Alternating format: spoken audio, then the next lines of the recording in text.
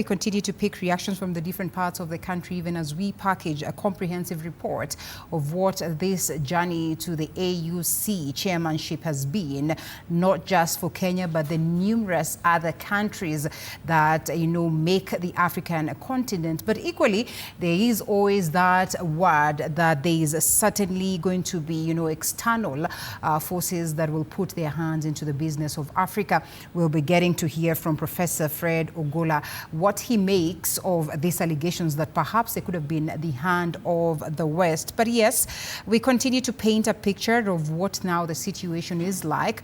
Remember, the Right Honorable Raila Odinga, alongside his competitors, two of them have put up a proper fight. Of course, there's one gentleman who dropped from the race along the way, but they have come all the way to this very, D-Day, or the last hour. But unfortunately, or fortunately, it has not worked in favor of the Right Honorable Raila Odinga. As you can hear, most of the Kenyans are excited, some of them equally disappointed by what the result is. But they equally say they still are open to receive the Right Honorable Raila Odinga right here into the country. Of course, bringing on board a bit of a challenge for the current, the head of state, I would say, but generally for the current government, that is the Kenya Kwanza government, because then we all understand that after the Gen Z protests, and of course in a bid to push the Right Honorable Raila Odinga to garner this position, the Kenya Kwanza government has put up a fight to ensure that he gets these. So when he comes back to the broad-based government, will it be the broad-based government?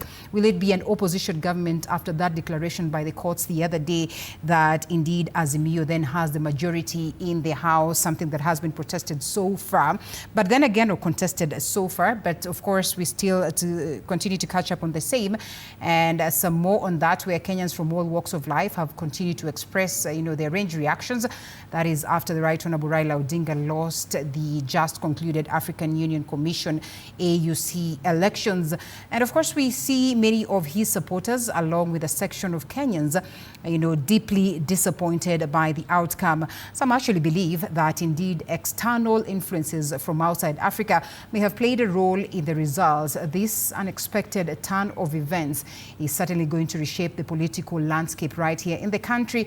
And of course, as many speculate that Raila Odinga will now be forced to make a new political move.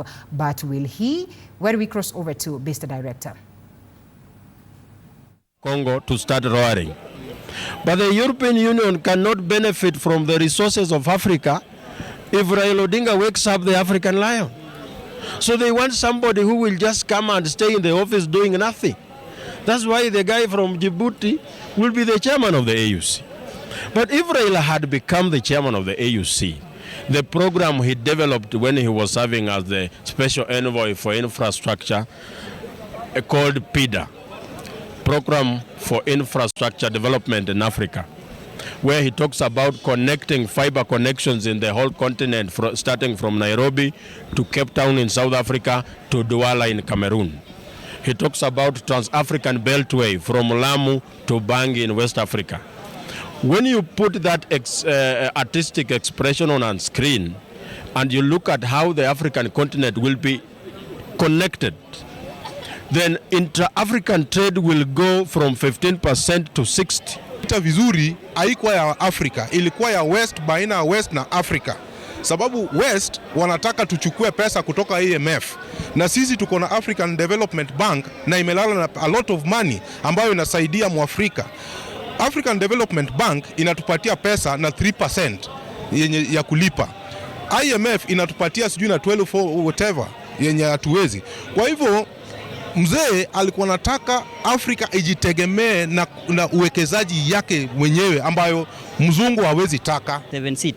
But this is a wake up call for him, and also a wake up call to the young people. I'm calling upon the young people of this nation and our republic that it's high time that we stand as young people, that we can unite and shape the political landscape of this nation. I'm very privileged and I'm very optimistic that we're going to find leaders that can speak to issues, leaders that will speak to power, knowing very well that it's not a matter of ethnicity being brought together, but it's a matter of a political tribe that we now know. Raila has always been the father of democracy. If we tell us that the leadership of William Samoei Ruto is not good, we have an alternative way, we will follow that as well. If he tells us that we have the majority now, now that the court has declared that Azimio was the majority, we can impeach Ruto. We will wake up very early in the morning, we will be on the street, we will impeach Ruto. But whichever thing he tells us to do, and that is what we should be doing to our leaders.